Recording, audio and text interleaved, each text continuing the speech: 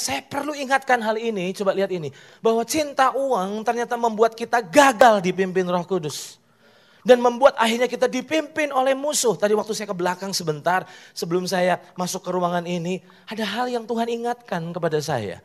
Keputusan-keputusanmu itu digerakkan oleh duit atau tuntunan Tuhan.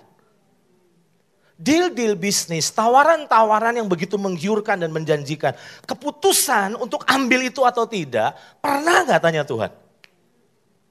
Kita gak pernah tanya Tuhan, selama itu cuan, selama itu untung, selama itu kayaknya wow. Kita langsung ambil. Pertanyaan saya adalah, berani jamin bahwa itu berkat Tuhan?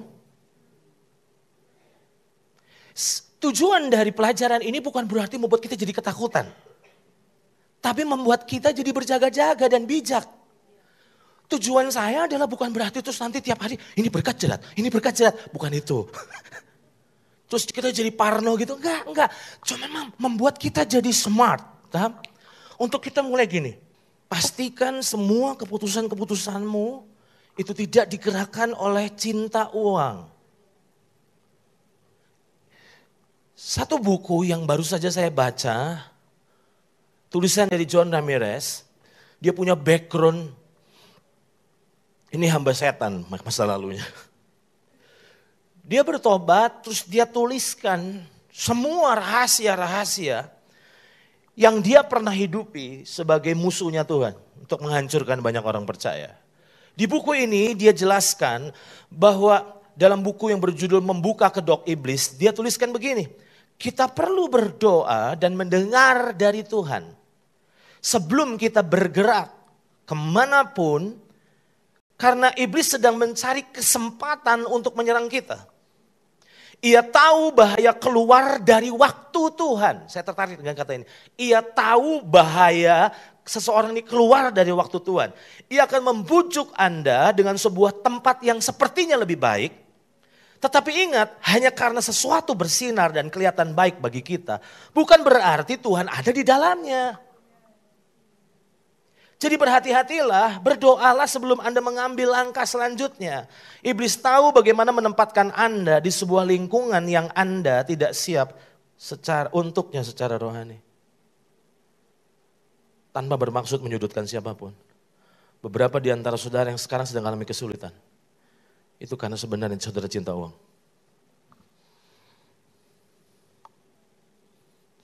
Saudara kehilangan banyak hal dalam hidupmu.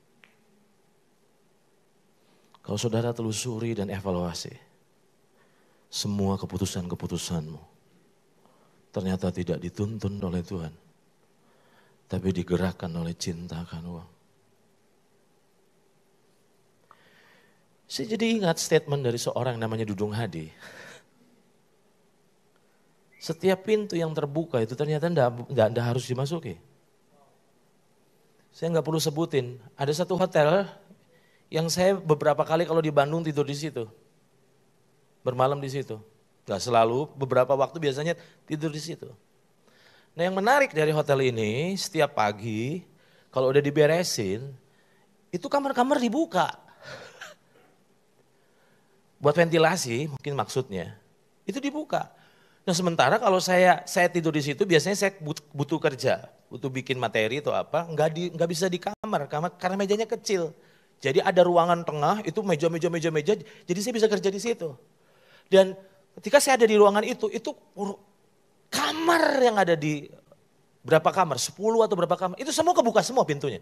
Pertanyaan saya, semua pintu yang kebuka itu harus saya masuki? Harus saya masuki? Tidak.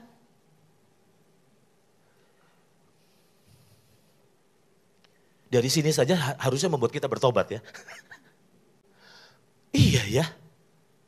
Berapa banyak keputusan-keputusan kita tidak digerakkan oleh Roh Kudus, tapi digerakkan oleh cinta akan uang. Apa yang membuat ngambil keputusan kau pindah kerja? Apa yang membuat engkau mengambil keputusan untuk memulai usaha ini? Di mana Tuhan dalam hidupmu? Atau jangan-jangan yang jadi Tuhan kita sebetulnya bukan Yesus, tetapi namanya Mamon.